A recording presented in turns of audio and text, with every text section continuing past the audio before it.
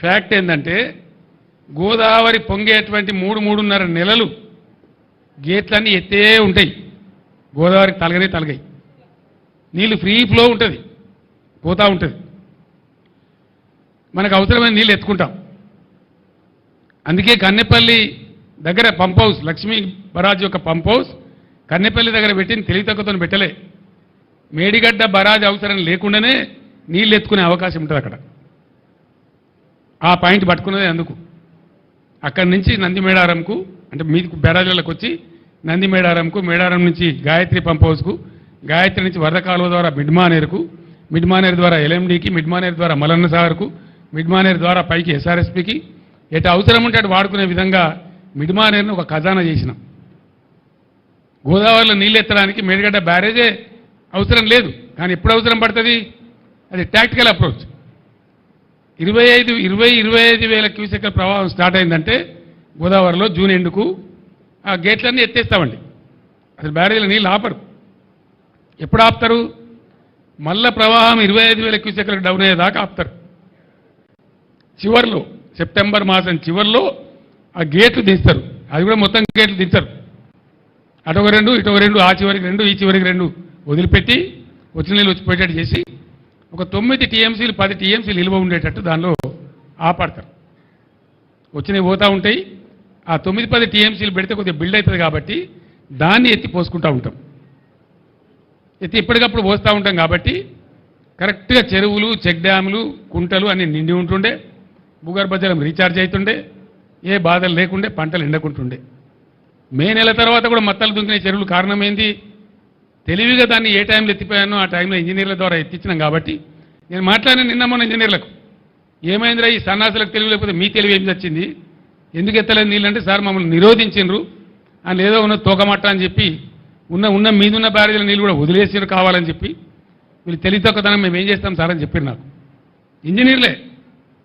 నిన్న ఇవాళ అడిగిన నేను అక్కడికే పోతున్నా. అసలు ఏం జరిగిందంటే 50 టీఎంసీల నీళ్ళు సముద్రానికి వదిలిపెట్టింది సార్. దగ్గర 48 టీఎంసీల నెట్ వాటర్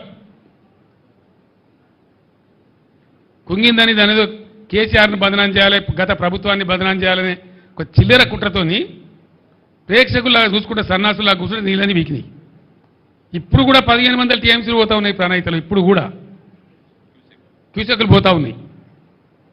ఆడ ఎన్ని ఉన్నాయండి పంపులు? వీళ్ళకి లెక్కనా తెలుసా? కనీసం ఏ పంప్ హౌస్ కాడ ఎన్ని పంపులు నేను తెలివైన ఉన్నది వీళ్ళకు. 2200 క్యూసెక్ల సామర్థ్యం ఉండేటువంటి 17 పంపులు ఎక్కడ కన్నెపల్లి కాడ. మేము నడిపినాడు కూడా మొత్తం పంపులు నడపం. నీళ్ళని బట్టి చూసుకుంటూ, అవసరాన్ని బట్టి చూసుకుంటూ, యువతల అవసరం ఎంతుంది, ఎన్ని కాలేజీ ఉన్నాయి అని చూసుకుంటూ నడుపుతాం. దాంతో ఏమవుతుంది?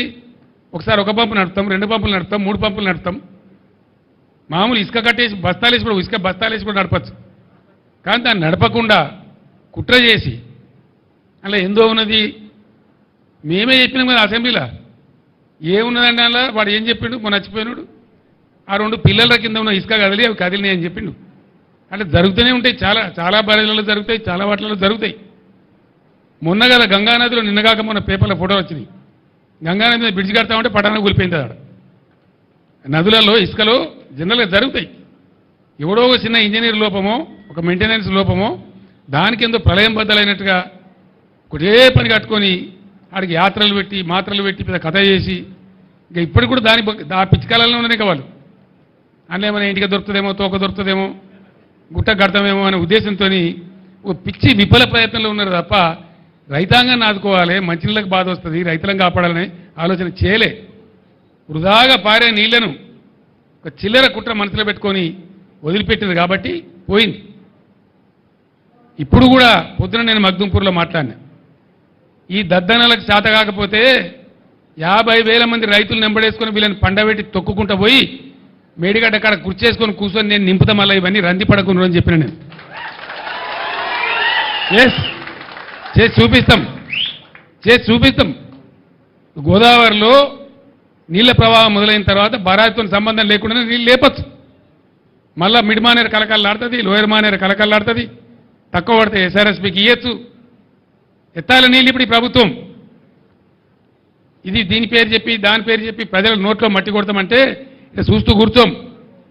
మనం కొత్తగా ఎలక్షన్ తర్వాత కాబట్టి కూర్చున్నాం, మౌనం పట్టినాం. కానీ నేనే పోతా, గోదావరిలో 20,000 క్యూసెక్లు దాటిన తర్వాత వీళ్ళు నీళ్లు ఎత్తడం ప్రారంభించకపోతే నేనే ఒక 50,000 మంది రైతులు వేసుకొని పోతా, తొక్కి వీళ్ళని పండబెట్టి తొక్కి ఆ మోటార్లు నడిపిస్తాం.